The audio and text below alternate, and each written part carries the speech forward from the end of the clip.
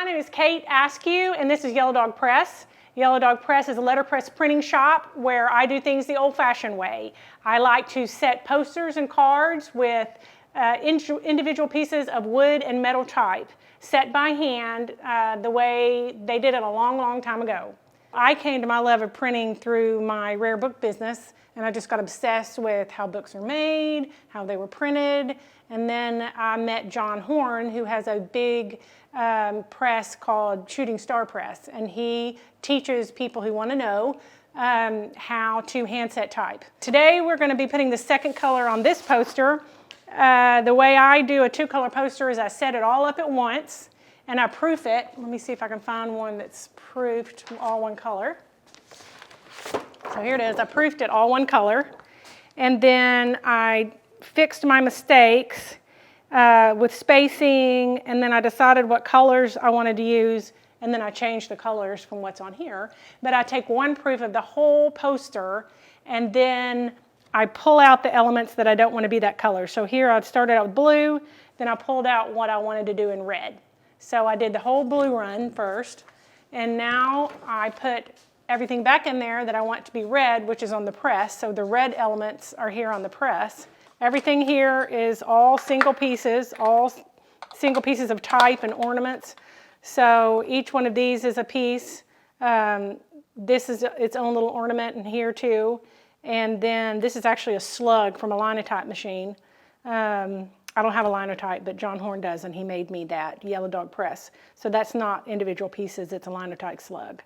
So now we're all set up. You got to make sure everything is the same height, and everything has to be the same height so it hits the page at the same time. Otherwise, you get an uneven image. So I like to tighten it up, and then I like to hit it again to make sure everything, and it's really fun to do that. It makes a good noise. Take out frustrations. This is a coin key. These are coins. This is a planer. And these are just some of the tools that a printer has to have. I like to look and make sure my hands are clean. Make sure your posters are going the right way.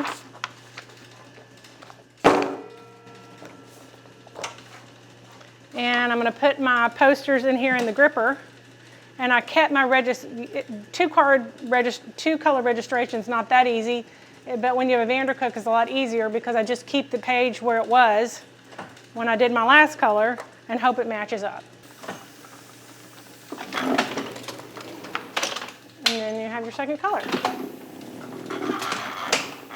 It's loud, it's noisy. So then you just kind of get in the rhythm, turn on a good podcast or some music, and you're ready to roll. So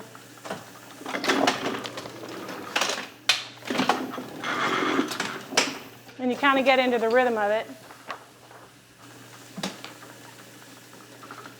Get in there under my grippers there.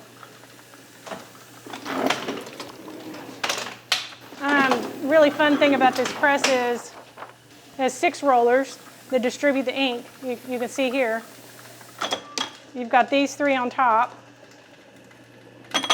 You have 2 underneath here that distribute.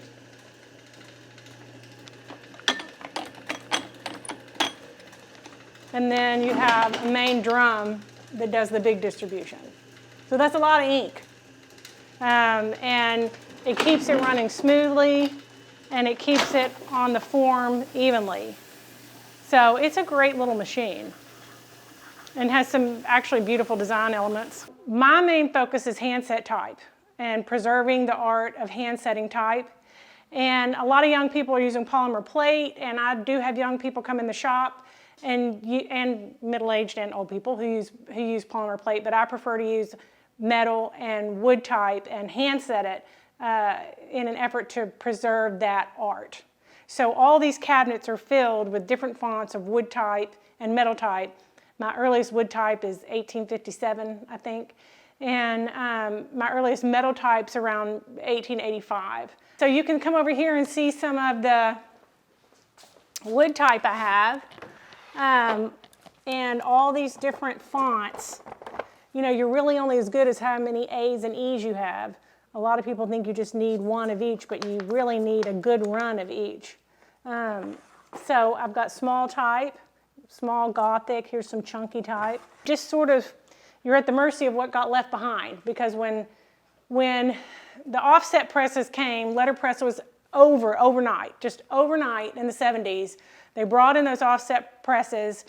The Chandler Price like this and the Vandercook and all this wood type and the metal type weren't good anymore. People needed the space, and a lot of times they dug a hole, dropped the press in there, poured concrete on it, and brought in the offset type, the offset machines. So a lot of what I have are just partial fonts. So I just use what I have, and a lot of times my design is dictated by how many I have in that letter. This would have been your headline type for War is Over, or you know, just break out the headline type.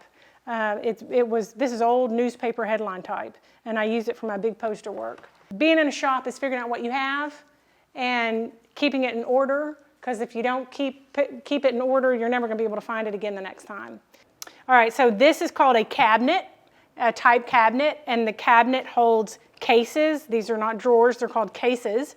And that's where uppercase and lowercase came from, because originally the big letters were on top and the smaller letters were on bottom, so that's where uppercase and lowercase came from. And then also with metal type, it's very easy, very easy to get your P's confused with your Q's, because everything's upside down and backwards. So mind your P's and Q's comes from letterpress talk. Although, if you talk to a bartender who I had in a tour one time, they will tell you it's mind your pints and quarts. But letterpress has always said it's mind your P's and Q's. And also, these little letters right here are called sorts. And as I said before, you're only as good as how many E's or A's you have. So if you're setting a long paragraph and you run out of E's, you're out of sorts. And that's where out of sorts comes from. So there are a lot of things we've adopted from printing that we don't even realize, and those are just a few of the fun ones. Thank you so much for stopping by Yella Dog Press. I always love to teach people about the old-fashioned way of printing, and if you have any more questions, you're free to contact me on Instagram or Facebook under Yella Dog Press.